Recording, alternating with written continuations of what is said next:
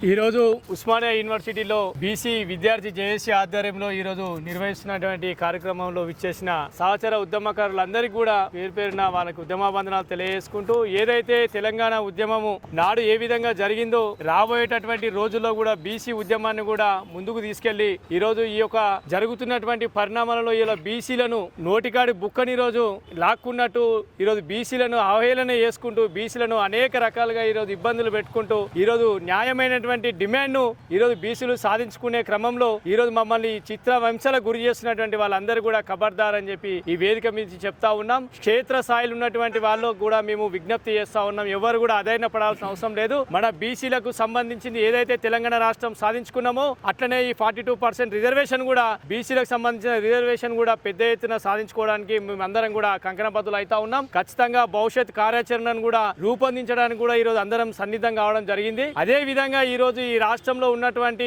Dedication commission ద్వారా ఈ రోజు యాదవ్స్ ఎంత, ముద్రాలు ఎంత, పద్మశాలు ఎంత, పూసలోళ్ళు ఎంత, దాసరోళ్ళు ఎంత, ఈరోజు రజకులు ఎంత ఏంది అని ఒక మంచి కమిషన్ ఏర్పాటు చేసి అత్యధికంగా ఈ రోజు బీసీ లేకుండా ఏ నియోజకవర్గంలో ఏ ప్రజాప్రతినిధి గెలవడన్న విషయాన్ని కూడా వాళ్ళకు నేను చెప్తా ఉన్నా. అందుకే విధంగా ప్రజాప్రతినిధులను కానీ వాళ్ళని కానీ మీరు ఒక్కసారి ఆత్మ పరిశీలన చేసుకోండి. బీసీలు లేకుండా ఈ తెలంగాణనే లేదు. ఈ రోజు బీసీల పట్ల ఎవరైనా ఈ రోజు మమ్మల్ని ఇబ్బంది పెట్టే తస్మాత్ జాగ్రత్త అని చెప్పి ఉస్మానియా యూనివర్సిటీ వేదిక ద్వారా మరొకసారి నేను విజ్ఞప్తి చేస్తా ఉన్నాను. జై బీసీ, జై బీసీ, జై పూలే.